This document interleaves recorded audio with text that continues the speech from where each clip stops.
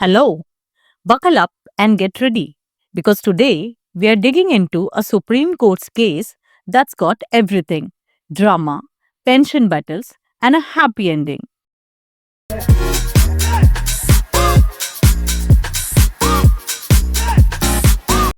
I'm your friendly advocate from the Law Swift, and I promise to break this down in a way that even your grandma would understand. Hello and welcome, all the Law Swift viewers. As you know, here we discuss reportable and significant recent case laws and judgments of the Honorable Supreme Court of India and various other high courts across the country.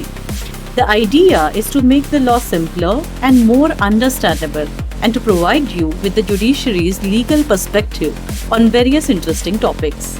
Alright, let's talk about a legal battle that highlights a fundamental right of every retiring employee, the right to receive their hard-earned pension and retirement benefits. On one side, we have got Mukesh Prasad Singh, a university professor, a man who spent years shaping young minds, giving his best to academia, and doing everything by the book. After decades of service, he wasn't asking for a favor, just the retirement benefits he had earned. Sounds fair, right? And on the other side, well, we have got Rajendra Agricultural University. Oh, wait, scratch that. It's now called Dr. Rajendra Prasad Central Agricultural University. But hey, a name change doesn't change the fact that they were not ready to pay up. Now, here is where things get messy. So, today we are discussing the case of Mukesh Prasad Singh versus the then Rajendra Agricultural University, now known as Dr. Rajendra Prasad Central Agricultural University, and others 2023. The final judgment of which was delivered on March 4, 2025 by the Honorable Supreme Court of India. I'm giving link of the judgment in the description below to check it out. You would think that the pensions are a straightforward deal. You retire, you get your benefits, and you move on with your life. But no, the bureaucratic red tape kicked in, and suddenly Mukesh Singh found himself stuck in a battle just to get what was rightfully his. Delays, denials, and justifications that made little to no sense. It was like hitting a brick wall. So, what do you do when an institution drags its feet on something as basic as pension payment? Do you just wait and hope? No, you fight. And that's exactly what Mukesh Singh did. Now, the big question, did the law stand by him? What did the courts have to say? And most importantly, what does this case mean for thousands of other retirees facing the same struggle? Stick around because we are breaking it all down. The arguments, the verdict, and the legal lessons you absolutely need to know. Before that, if you find this content interesting and informative, then please press that like button and subscribe to this channel. Also leave the comment below. This being a new channel, this is the only way we'll understand that our content is helpful to you and will bring more such info. Let's rewind the clock to 1987.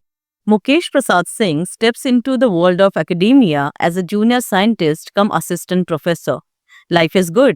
He's got promising career, a stable job, but like any other responsible professional, he knows that planning for retirement is just as important as the job itself. Now, reading of Chapter 16 of University Statute, University's retirement policy laid out two clear options. Contributory Provident Fund, that is CPF. If you opt for this, then you forfeit your right to a pension. It means you will not get pension if you opt for this by choice. Another one is General Provident Fund, that is GPF plus pension and gratuity. If you didn't actively opt for CPF, then you were automatically placed in the pension scheme. Pay attention to word automatically here. In other words, either you make a choice or the default applies. Simple, clear, no loopholes. The default option in this case is General Provident Fund GPF plus pension and gratuity. Fair enough? Now the university sent out multiple notices over the years 1990, 1995, 1996, and again in 2008, asking employees if they wanted to opt for CPF. Our guy Mukesh, he never submitted his option. And according to the rules, that meant he should have automatically been placed under the pension scheme. No brainer, right? Well, apparently, the university didn't see it that way. On 12/4/2008, the respondent university published a list of employees entitled to pension. But guess what? Mukesh's name was missing. Despite repeated representations for his name to be included, basically him knocking on every possible door, the university refused to include him. Left with no choice, he took the matter to the High Court under Article 226 of the Constitution. But plot twist, the learned single judge of the High Court dismissed his plea, saying, Sorry, buddy, you didn't opt in despite being given the option in 1990, 1995, 1996, and 2008, so you remain in CPF. Case dismissed. Mukesh appealed again, and in 2022, the High Court upheld the dismissal. Ouch! But Mukesh was not giving up. He took the fight all the way to the Supreme Court of India. And oh boy, the Supreme Court had something to say. The division bench of Justice Narasimha and Justice Manoj Mishra took one look at University Statute and said, Hold on, this guy's got a point.